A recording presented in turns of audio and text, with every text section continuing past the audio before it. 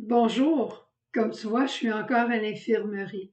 L'infirmerie, le lieu où j'entends souvent «Est-ce que c'est grave?» On tient tellement à la vie et avec raison. La vie est un don de Dieu, un véritable don de Dieu. Mais à notre vie naturelle, il y a encore plus que ça. C'est notre vie surnaturelle. Et c'est pour ça que Jésus dit à Nicodème, il te faut renaître d'en haut. Puis Nicodème dit, est-ce que je peux retourner dans le sein de ma mère? Non, c'est pas ça, Nicodème.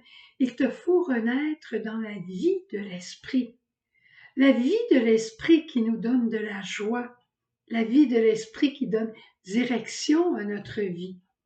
La vie de l'esprit qui nous annonce et qui nous conduit et qui nous accompagne jusque dans la vie éternelle. La vie de l'esprit reçue le jour de mon baptême, c'est lui qui veut nous conduire à la sainteté, au ciel. Mais on y va pas directement. Moi, c'est ce que je réalise là, que renaître, ce n'est pas une question de ça se fait une fois puis c'est fini. Ça se fait et ça se refait. Et bravo à l'Église, notre mère l'Église, qui nous donne dans la liturgie des temps extraordinaires pour vivre ces moments de renaissance dans l'esprit. Pâques, le carême, on voit nos pauvretés, on voit nos limites. Pâques arrive et la grâce se réalise dans notre cœur. Et ensuite, il y a l'octave de Pâques. Et tout de suite après l'octave de Pâques, eh bien, il y a la fête de la miséricorde. Je vais t'en parler tout à l'heure, ce qu'elle a fait dans mon cœur, cette fête de la miséricorde. Chacun de nous avons un chemin mystérieux, une histoire sacrée. Et elle n'est pas pareille pour personne. Tu es d'accord avec moi, hein? Toi, à l'île Maurice, à l'île de la Réunion, en Belgique, en France, en Nouvelle-Calédonie, au Québec, aux États-Unis, chacun en Suisse, chacun et chacune d'entre nous avons une histoire sacrée, un chemin particulier conduit par l'Esprit Saint. Regardez Sœur Jeanne. Sœur Jeanne est décédée à 97 ans. Elle a été fidèle toute sa vie au bon Dieu.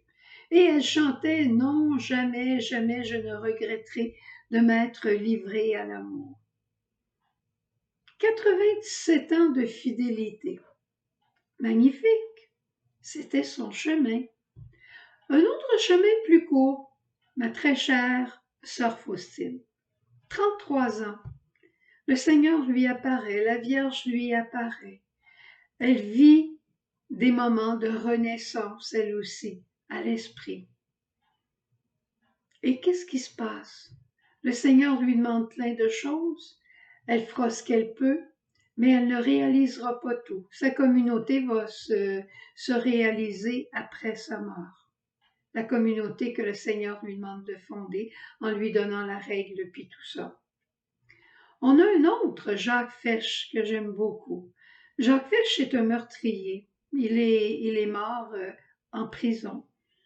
Il a été reconnu coupable d'un meurtre, mais il s'est converti en prison. Et même, on a parlé d'ouvrir un procès pour lui, mais un nouveau procès, un procès d'une vie nouvelle, le procès de sa béatification. Il y en a qui se sont objectés, c'est impossible de béatifier un meurtrier. Qu'importe, pour ou contre, c'est pas ça qui est important, mais on y a pensé. C'est un peu comme l'histoire du bon larron. Hein? L'autre jour, j'écoutais l'histoire d'un petit garçon de 5 ans qui a commencé un cancer, qui est décédé à l'âge de 12 ans, petit Italien, qui aimait Jésus à la folie. Il aimait communier. Il disait, quand tu communies, là, maman, il faut fermer tes yeux. Garder tes yeux fermés pour garder le dialogue avec Jésus. Jésus, c'est mon meilleur ami. Alors, quand il vient dans mon cœur, je ferme mes yeux puis je lui parle. Mais je peux pas ouvrir mes yeux parce que si j'ouvre mes yeux, je pense plus à lui puis c'est toute autre chose auquel je pense. C'est magnifique aussi comme message qu'il nous livre. Pour lui, son chemin a été court, il a été intense et c'était son chemin. À chaque pas qu'il a fait, il a vécu une renaissance dans l'esprit jusqu'à la renaissance dans la vie éternelle.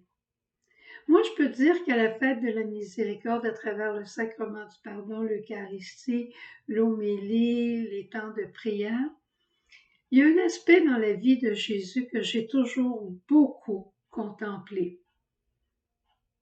Mais jamais j'ai comme décidé moi-même de le vivre.